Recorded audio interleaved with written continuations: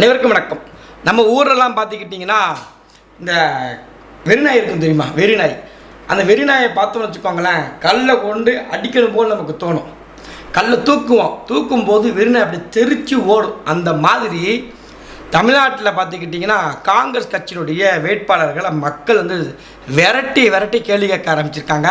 அந்த கேள்விக்கு தாங்க முடியாமல் காங்கிரஸ் கட்சியினுடைய வேட்பாளர்கள்லாம் தெரிச்சு ஓடிக்கிட்டு இருக்காங்க. அதில் மிகவும் முதன்மையானவங்க, மிகவும் முக்கியமானவங்க, இவங்க விட்டுறவே கூடாதுங்கப்பா அப்படிங்கிறதுல மிக முதன்மையான ஒருத்தங்க யாருன்னு பார்த்துக்கிட்டிங்கன்னா கரூருடைய பாராளுமன்ற உறுப்பினராக போட்டி போடக்கூடிய மதிப்பிற்குரிய ஜோதிமணி அவர்கள். இன்னொரு பக்கத்தில் ஏற்கனவே இவங்க 2 பேருமே எம்பி தான். இன்னொருத்தர் சிவகங்கை சார்ந்த கார்த்தி சிதம்பரம் அவர்கள். இந்த 2 பேரையும் மக்கள் எப்படி விரட்டுறாங்க, மக்களை இவங்க எப்படி ஏமாத்துறாங்க, அதுவும் குறிப்பாக இந்த கார்த்தி சிதம்பரம் இருக்கார் தெரியுங்களா? இந்த கார்த்தி சிதம்பரம் மக்களை, தனக்கு வாக்கு செலுத்தக்கூடிய மக்களை எவ்வளவு அநாகரிகமாக நடந்துக்கிறாங்கிறத ஆதாரத்தோட காணொளி போகிறோம். முடிஞ்சால் 4 பேருக்கு பகிருங்க. காங்கிரஸ் பாஜக இல்லாத நாடாக இந்தியாவில் தமிழ்நாட்டை உருவாக்குவோம். அரசியல் என்ற எண்ணமே இல்லாதவன் மனிதனாகவே இருக்க முடியாது. நான் இசைமதிவாணன், ஒளிப்பட கலைஞர், தென்காசி நாடாளுமன்ற தொகுதியின் நாம் தமிழர் கட்சி வேட்பாளர். உங்கள் பிள்ளைகள் எங்களுக்கு வாக்களியுங்கள், வருங்கால தலைமுறைக்கு வாழ்வழியுங்கள். கலையை போற்றாத சமூகம், மழை இல்லாத நிலம், இலை இல்லாத மரம், அலை இல்லாத கடல், தலை இல்லாத உடல். திரைக்கலை அறிவியலின் அழகான குழந்தை, ஒவ்வொரு தேசிய இனத்தின் அழகிய கலை முகம். படம் எடுப்பது மட்டுமல்ல படைப்பாளியின் கடமை, ஆகச் சிறந்த சமூகம் படைப்பதும் படைப்பாளியின் கடமைதான். இது மாற்றத்திற்கான எளிய மக்களின் புரட்சி. வாக்களியுங்கள் மைக் சின்னத்தில். அதாவது முதல்ல நம்ம அக்கா கிட்டே இருந்த பேரும், அக்கா தான் நமக்கு நம்மளுடைய சேனல் முதல்ல ஒரு கட்டத்தில் படுத்திருக்கும் போது சீமானவர்களுக்கும் ஜோதிமணிக்கும் ஒரு பிரச்சனை ஞாபகம் இருக்கா? அந்த காலகட்டத்தில் நமக்கு அந்த சேனலுக்கு ஹைப் பண்ணி கொடுத்ததில் அக்கா ஜோதிமணிகளுடைய பங்கு மிகப்பெரிய ஒன்று.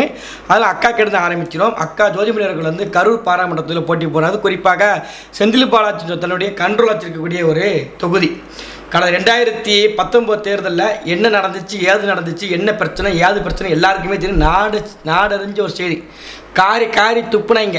ஆனால் இப்போ தொடச்சி போட்டு திரும்பி அந்த கட்சி கூட கூட்டணி வச்சு திரும்பி அதே செந்தில் பாலாஜியுடைய உதவி பெற்று தான் 2019 அவங்க நாடாளுமன்ற வேட்பாளர் ஆனாங்க. அது வரலாறு. அதை நம்ம மாற்றிக்க முடியாதுன்னு வச்சுக்கோங்களேன். இப்போ என்னன்னு பார்த்துக்கிட்டிங்கன்னா, செந்தில் பாலாஜி சிறைக்கு போயிட்டார்.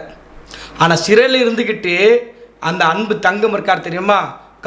கரூரை தன்னை கண்ட்ரோல் இருக்கக்கூடிய செந்தில் பாலாஜி அவர்கள் அப்படி கட்டுக்கோப்பாக ஜோதிமணிகளுக்கு உதவி பண்ணிக்கிட்டு இருக்காராம்மா. அந்த உதவி பண்ணினதில் அப்படி செந்தில் பாலாஜி இல்லாத குறைய தொண்டர்களை பார்த்துக்கிட்டு இருக்காங்களா, அந்தளவு உதவி பண்ணிக்கிட்டு இருக்காங்க. அதில் பார்த்துக்கிட்டிங்கன்னா ஜோதிமணி அவர்களுடைய ஒரு ஊருக்கு பிரச்சாரத்துக்கு போகிறாங்க. போன இடத்துல நடந்த கண்கொள்ளா காட்சி நீங்களே பாருங்கள். 1000 ரூபா பணம் கொடுக்காமா? 1000 ரூபா பணம் வருதுங்க. காய் சேர்த்து மறக்க மாட்டோங்க. போன 5 வருஷமா உங்களுக்காக ஓட்டு போட்டு இந்த கூமட்ட மக்களை என்ன நினைக்கிறீங்க சொல்லுங்க. பாருங்க, கிட்டத்தட்ட உங்களுக்கு தெரியும். உங்களை மாதிரியே நான் இந்த கொடியை நட்டு இந்த கம்பத்துல இருந்து எல்லாமே நான் செஞ்சேன். 18 வருஷமா உங்களோட இருந்தேன். ஆனா கடைசி வரைக்கும் பாத்தீங்க அப்படின்னா இப்ப இனிமேல் என்ன செய்ய போறீங்க? இருங்க, உங்களுக்காக நான் பயப்படுங்க. நான் கேட்கறேன். இப்ப எம்பி நான் கேட்கறேன், நேரடி கேட்கறேன். உங்களெல்லாம் கேட்கலையே. மக்கள் கேள்வி கேட்க ஆரம்பிச்சிட்டாங்க. ஜோதிமணியர்களே, முன்ன மாதிரி மக்கள் கிடையாது. காங்கிரஸ் கட்சி பரம்பரை காங்கிரஸ் ஓட்டு போட்டோம், காங்கிரஸ் கட்சிக்காரங்களாம் குடும்பத்தில் உங்க முழுக்கவே இந்தியாக்காண்டி இறந்தாங்க அப்படின்ற கதையெல்லாம் இப்போ விழாது. புரியுதா உங்களுக்கு? அந்த கதையெல்லாம் இப்போ கேட்கவும் மக்கள் இல்லை, கேட்குற மனநிலையும் இல்லை. விரட்டி உங்களை கேள்வி கேட்குறாங்க. கேள்வியை சமாளிக்க முடியாமல் ஜோதிமணி அவர்கள் தெரிச்சு ஓடுறாங்க. இதில் பெரிய இயப்பு என்ன பார்த்துக்கிட்டிங்கன்னா, இவர்களுக்கு ஓட்டு போட்ட மக்கள் தான் பயப்படணும், மக்கள் தான் அழணும். ஆனால் அக்கா ஒரு ஆக்டிங் போட்டாங்க பாருங்கள், ஒரு ஆக்டிங். அந்த ஆக்டிங்கை மட்டும் நீங்கள் மறக்கவே முடியாது. ஆக்டிங்கை பாருங்கள்.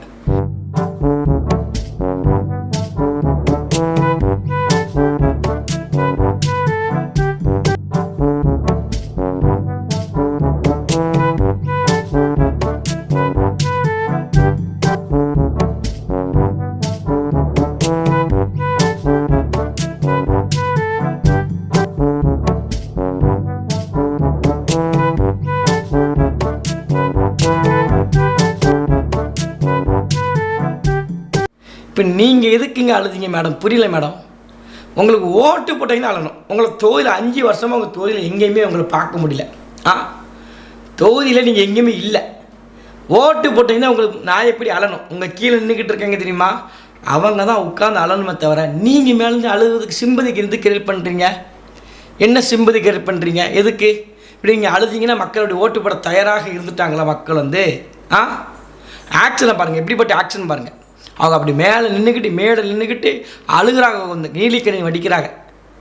அந்த 5 ஆண்டுகள் நான் என்ன செய்திருக்கேன், நம்ம கரூருக்கு இத்தனை நலத்திட்டங்களை கொண்டு வந்திருக்கேன், இவ்வளோ விஷயங்களை செய்திருக்கிறேன். ஊழல் இல்லாமல் நம்மளுடைய நிதியில் வரக்கூடிய பாராளுமன்ற நிதியை வைத்து ஒத்த ரூபா என்னுடைய கை காசுக்கு எடுக்கலை, முழுக்க முழுக்க மக்களுக்கு உதவி பண்ணியிருக்கேன். உன்னை எடுத்து காட்டுங்க, உன்னை எடுத்து பேசுங்க, உங்களுக்கு நல்லது பண்ணியிருக்கேன் சொல்லுங்கள். அதை அதை சொல்லி ஓட்டு கேட்கறது கிடையாது. எனக்கு கடைசி தேர்தல், நான் ஒரு பெண்ணாக போட்டி போடுகிறேன், எனக்கு ஒரு வாய்ப்பு கொடுங்க, அது கிடையாது. இங்கே என்னது நீங்கள் என்ன செஞ்சீங்கன்னு சொல்லி சொல்கிறதுக்கு முடியலை. இந்த பக்கத்தில் கரூரில் பார்த்துக்கிட்டிங்கன்னா அக்கா சோதிமணி, இன்னொரு பக்கத்தில் ஒருத்தங்க இருக்காங்க. அதெல்லாம் வந்து இந்த எலெக்ஷன் வேட்புமனு தாக்கல் ரிஜெக்ட் பண்ணியிருக்கணும். அது நாடாளுமன்ற உறுப்பினர் இருக்கிறதே வேஸ்ட்டு. அது என்ன பேசுது அப்படிங்கிறத கேளுங்க. என் பேர் விக்னேஷ். உனக்கு என்ன பிரச்சனை சொல்லு? எனக்கு எந்த பிரச்சனையும் இல்லை. நீங்க இப்ப வந்திருக்கீங்க இங்க ஓட்டு கேட்டு 2019 ஓட்டு கேட்டு வந்தீங்க. கொரோனா டயத்துல எங்க போனீங்க? அந்த ஊர்ல தான் இருந்தப்பா. ஊர்ல இருந்தீங்கன்னா எங்களுக்கு என்ன செஞ்சீங்க? இப்ப ஓட்டு கேக்குறீங்க. நீங்க உங்க அப்பா எதுவுமே செய்யல. இப்ப நீங்க கேக்குற மாங்குடி மட்டும் என்ன செஞ்சுறாரு உங்களுக்கு? இந்த உடனே யாருக்கு கொடுத்தா அவங்க ஓட்டு போட்டு மத்தவங்க நீங்க எதுவும் செய்ய போறது இல்லை எங்களுக்கு. நீங்க எதுவுமே செய்ய போறது இல்லை. எல்லாம் கேட்டீங்கப்பா.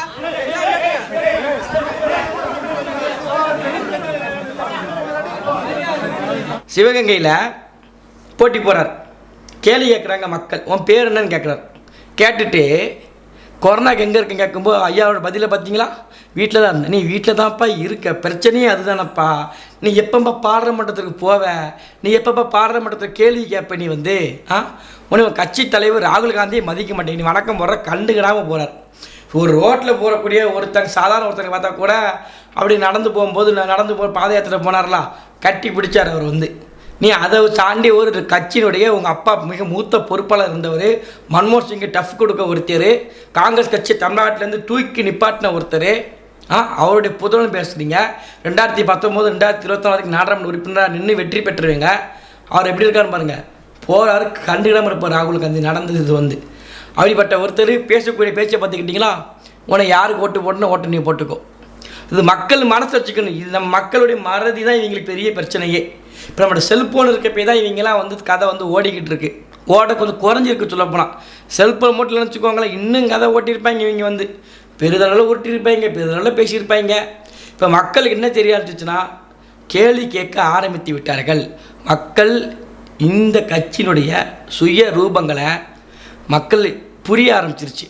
புரிஞ்சு நேரடியாக இந்த காங்கிரஸ் கட்சிக்காரங்களை நேரடியாக கேள்வி கேட்குறாங்க. தொடர்ச்சியாக கேள்வி கேட்க வேண்டும். கேள்வி கேட்க வேண்டிய நபர்கள் தான் 2 பேருமே. ஏன்னா 2 பேருமே பாராளுமன்றத்தில் ஏற்கனவே வெற்றி பெற்றவங்க. 2வது முறையாக கரூரில் போட்டி போகிறாங்க சோதிமணி அவர்கள், 2வது முறையாக சிவகங்கையில் போட்டி போகிற கார்த்தி சிதம்பரம் அவர்கள். அப்போ நீங்கள் மக்களுக்கு என்ன செய்தீர்கள், என்ன செஞ்சோம், என்ன செய்ய போகிறீங்க? ஒரு திட்டமும் கிடையாது. 1000 ரூபா கொடுத்துருக்கோம், ஸ்டாலின் கொடுத்துருக்காரு.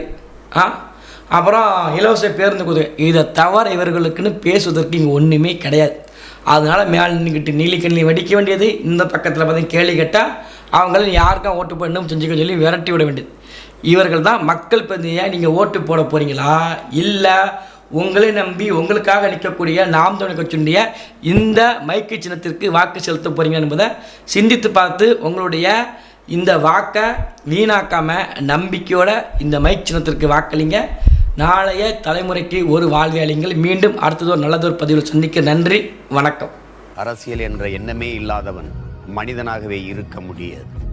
நான் இசைமதிவாணன், ஒளிப்பட கலைஞர், தென்காசி நாடாளுமன்ற தொகுதியின் நாம் தமிழர் கட்சி வேட்பாளர். உங்கள் பிள்ளைகள் எங்களுக்கு வாக்களியுங்கள், வருங்கால தலைமுறைக்கு வாழ்வழியுங்கள்.